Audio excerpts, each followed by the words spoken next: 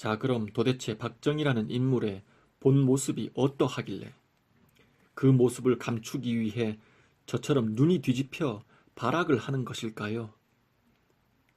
3살 버릇 80까지 간다는 말이 있듯이 한 사람의 타고난 천성과 청년기까지 형성된 가치관은 수시로 바뀔 수 있는 부분이 아닙니다. 일시적으로 본성을 숨기고 억누를 수는 있겠지만 본성 자체가 수시로 바뀌는 것은 결코 아닙니다. 정신질환을 앓지 않는 이상 한번 형성된 성품과 가치관은 전 생애를 거쳐 일관되게 드러나기 마련입니다. 조급한 사람이 어느 날 갑자기 느긋한 사람으로 바뀔 수 없는 것이고, 또 탐욕스러운 사람이 어느 날 갑자기 청빈한 사람으로 바뀔 수는 없는 것입니다. 자기 자신을 조선인이 아닌 일본인으로 인식하고 일본에 충성을 다하겠다고 생각했던 사람이 어느 날 갑자기 마음을 바꿔 조선 말을 가르치고 이순신을 가르치고 태극기를 가르치고 또 우리 술 막걸리를 즐겨 마시며 망국의 한을 노래한 나라 잃은 슬픔을 노래한 황성 예터를 즐겨 불렀을 리가 없는 것입니다. 자, 그럼 젊은 시절의 박정희는 도대체 어떤 성품과 가치관을 지닌 청년이었고, 또 어떤 동기와 비전을 갖고 만주군관학교에 입학해 군인이 되려 했으며, 또 무엇을 위해 목숨까지 내걸며 5.16 혁명을 일으켰던 것일까요? 또 그렇게 오랜 기간 동안 대한민국의 지도자로 있으면서 그가 궁극적으로 추구했던 것은 무엇일까요? 좌파들의 말대로 그가 정말 제왕적 권력을 휘두르며 온갖 호사를 누렸던 탐욕스런 독재자였을까요? 그러면 지금부터는 좌파들이 그토록 말살하려고 애쓰는 박정희의 본 모습, 즉 그의 성품, 가치관, 사상, 정신에 대해 고찰해 보도록 하겠습니다. 밝혀진 사실, 일관된 증언, 널리 알려진 일화, 연설문, 일기 등에 기초하여 객관적이고 상식적인 견지에서 다각도로 살펴보도록 하겠습니다.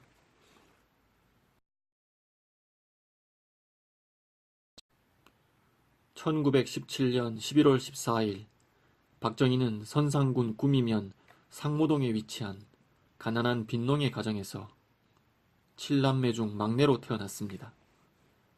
집안 형편상 도저히 식구를 더 늘릴 수 없다고 판단한 그의 어머니는 아이를 지우기 위해 높은 데서 뛰어내리거나 간장을 사발째 마시기도 했다고 합니다.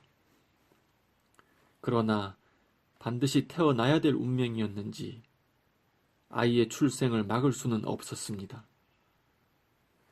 노산인 어머니에게서는 젖이 나오지 않자 같은 해에 출산한 누이의 젖을 얻어먹고 컸다고 합니다. 가난하여 제대로 먹지 못해 그런지 또래 아이들보다 체구가 작았습니다. 9세가 되던 해 구미 보통학교에 입학했습니다. 아이는 20여리를 걸어서 통학했고 어린 박정희가 늦을 때면 그의 어머니는 언제나 동구 밖 산마루까지 나가 기다렸다고 합니다. 당시에는 시계를 가진 사람이 없어 마주치는 우편 배달부나 지나가는 기차를 보며 시간을 가늠했다고 합니다. 훗날 박정희는 문경소학교에서 교사로 재직하던 중 매일 아침 6시면 어김없이 학교 옥상에 올라 나팔을 불렀고 이 나팔 소리가 마을 사람들에게 자명종과 같은 역할을 했다고 합니다. 이는 아마 어릴 적 자신이 겪은 불편함을 마을 사람들이 겪지 않도록 하기 위한 그 나름의 배려였을 것입니다. 보통학교 시절 동기생들의 증언에 따르면 박정희는 성적이 전 과목 고루 우수했으며 암기력이 좋아 산수, 역사, 지리는 언제나 만점이었다고 합니다.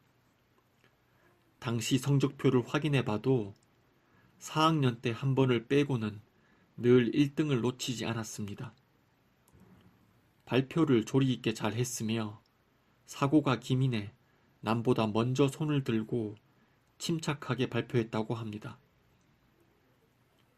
당시 그는 학급에서 나이가 어린 편이었고 체구마저 작았음에도 그런 열세를 극복하고 1학년 2학기부터 계속 급장을 도맡아 했습니다.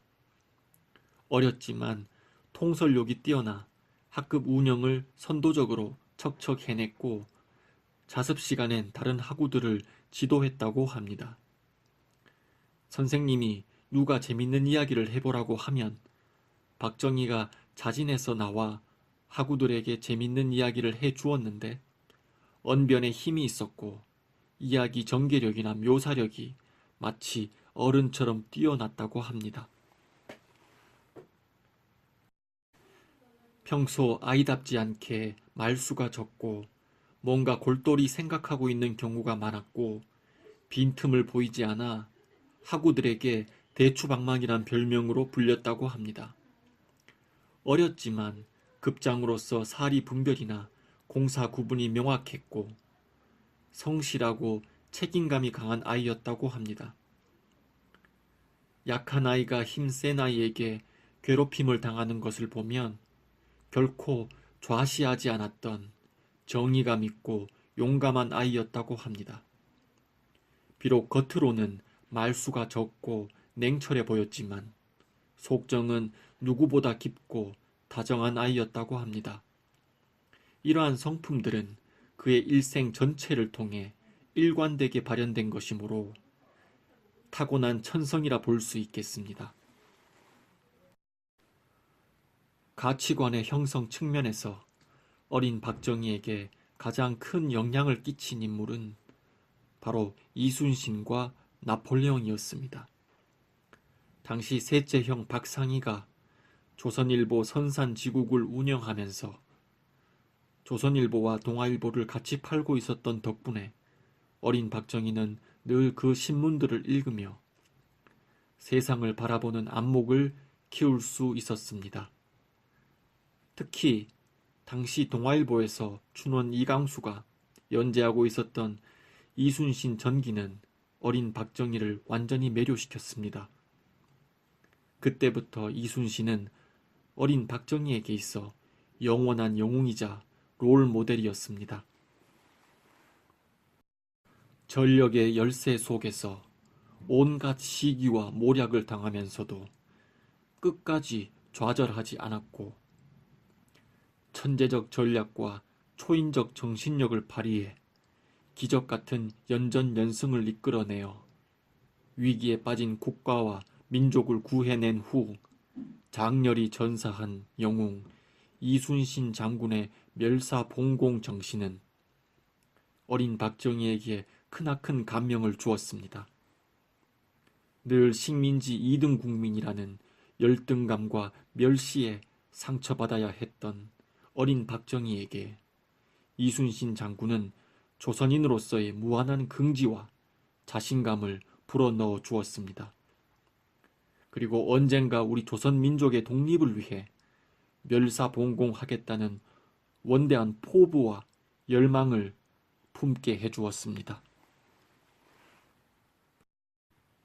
박정희는 또 형님의 방에서 우연히 발견한 나폴레옹 전기를 읽고 크게 감명받았습니다. 내 사전에 불가능이란 없다고 말한 나폴레옹의 영웅적 기계와 도전 정신은 박정희에게 어떤 열악한 조건에 처하든 강인한 의지만 있으면 무엇이든 극복할 수 있다는 불굴의 의지와 도전 정신을 불어넣어 주었습니다. 이순신과 나폴레옹 이 두 사람의 생애가 유소년기 박정희의 가치관 형성에 가장 지대하고 결정적인 영향을 끼쳤다고 해도 과언이 아닐 것입니다. 이처럼 어린 나이에 형성된 가치관은 환경에 따라 쉽사리 바뀌는 것이 아닙니다. 왜냐하면 가치관은 세상을 파악하고 이해하고 헤쳐나가는 그 사람 나름의 판단 기준이자 스타일이기 때문입니다. 게다가 박정희처럼 생각이 깊고 소신이 강한 사람의 경우에는 더욱 내면의 가치관이 쉽게 흔들리지 않습니다. 어쩌면 박정희는 이 시기에 이미 이 땅에서 일제를 어떻게 몰아내야 될 것인지에 대해 고민했을지도 모릅니다. 보통 학교를 졸업할 즈음 박정희는 상급 학교 진학 문제로 고민하게 됩니다. 도전 정신과 자존심이 강하고 누구보다 배움에 대한 열망이 강했던 그는 상급 학교인 대구사범학교에 진학을 원했습니다. 하지만 집안 형편이 가난해 어머니는 감히 진학시킬 엄두를 내지 못했습니다.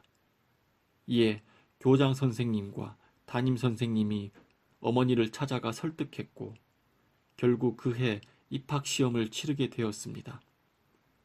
어머니는 내심 떨어지기를 바랬지만 그는 결국 구미보통학교 개교 이래 최초로 대구사범학교에 합격했습니다. 이에 어머니는 학비 문제로 더욱 고심했는데 박정희의 열정과 노력을 알아본 형제들이 어머니를 설득하여 결국 대구사범학교에 진학할 수 있었습니다. 부푼 꿈을 안고 입학한 대구사범학교에서 박정희가 맞닥뜨리게 된 현실은 그의 기대와 전혀 달랐습니다. 사범학교는 학칙과 규율이 엄했고 학생 전원을 기숙사에 배치시켜 24시간 감시하며 학생들의 자유의지를 빼앗았습니다. 심지어 검열 도장이 찍힌 책 외에 다른 책을 읽을 수도 없었습니다.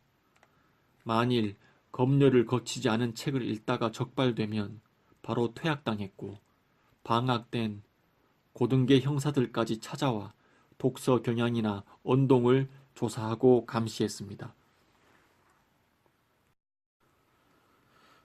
또 조선인과 일본인 간의 차별이 심해 조선인 학생에겐 쌀을 안 주고 잡곡과 고구마 위주로 배식했습니다. 졸업 후에 받게 되는 급여도 일본인 교사 월급의 60%밖에 되지 못했습니다. 이 밖에도 일본인 선배들의 폭행과 폭언을 참아내야 했습니다. 예민한 사춘기 시절 차별과 감시, 폭행, 폭언에 시달리다 보니 그의 반일 감정은 그야말로 극에 달했고 조선인들을 일황의 신민으로 만들기 위한 목적에 황미나 교육에 전혀 의욕이 생기지 않아 3학년부터 그의 학업 성적은 하위권에 머물렀습니다. 교내의 몇몇 조선인 선생님들은 협박을 무릅쓰고 황미나 교육 환경 하에서 민족혼을 일깨워주기 위해 노력했습니다.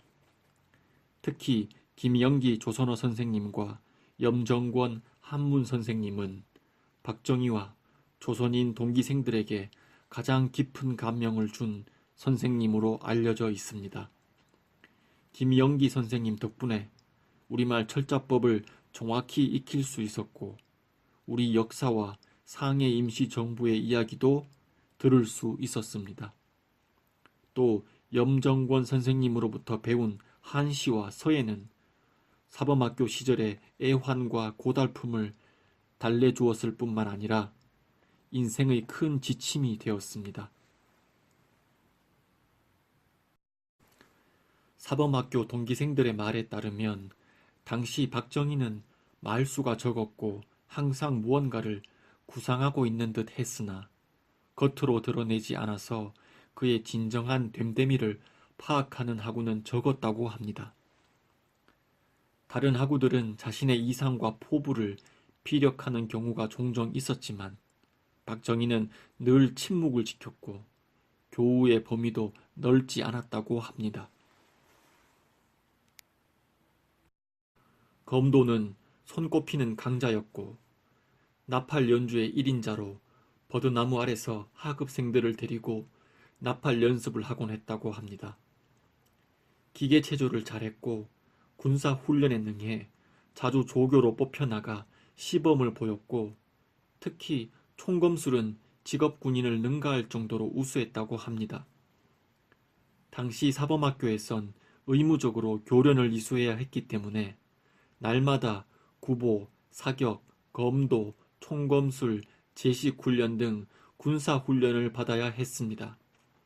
그리고 사범학교에서 교련을 이수하면 부사관 자격이 주어졌습니다. 황미나 교육에 대한 반감 때문에 비록 학과 성적은 최하위권이었지만 체육이나 교련, 시, 음악, 그림 등 심신을 둬야 할 수 있는 교양 과목에는 열성적으로 참여했습니다. 또 언행에 있어서도 조선인으로서의 자존심을 지키기 위해 노력했습니다. 일례로 졸업할 때 다른 학생들은 모두 사진첩에 일본 연호를 썼는데 박정희는 단기 연호를 썼다가 문제가 되기도 했으니까요.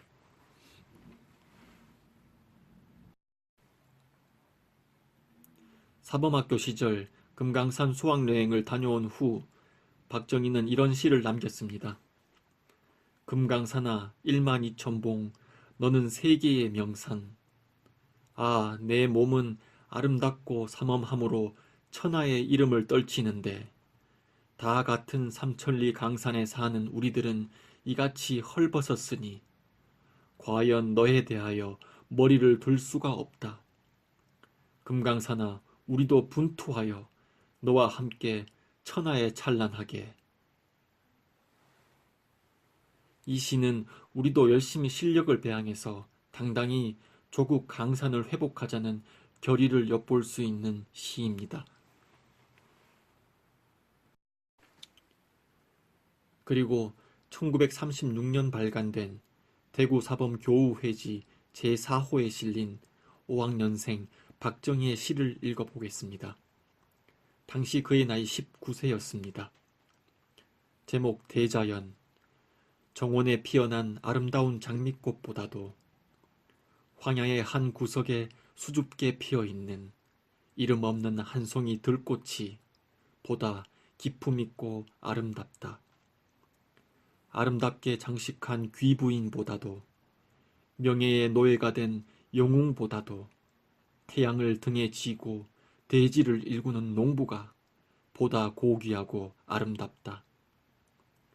하루를 지내더라도 저 태양처럼, 하룻밤을 살더라도 저 파도처럼 느긋하게 한가하게 가는 날을 보내고 오는 날을 맞고 싶다. 이 시를 읽어보면 마치 세상 풍파를 다 겪고 달관한 사람 같은 깊은 통찰이 있으면서도 소년의 순수한 감성이 느껴집니다. 세속의 명리를 추구하는 삶이 얼마나 허망한 것인지를 말하고 대자연의 섭리에 순응하며 하루하루 소박하게 살아가는 삶이야말로 진정 아름답고 고귀한 삶이라 말하고 있습니다. 어린 학생의 깊은 통찰에 탐복하게 되면서도 한편으론 예민한 시기 그가 겪었을 심적인 고뇌가 얼마나 컸을지가 느껴져 읽는 이의 마음을 애잔하게 하는 시입니다.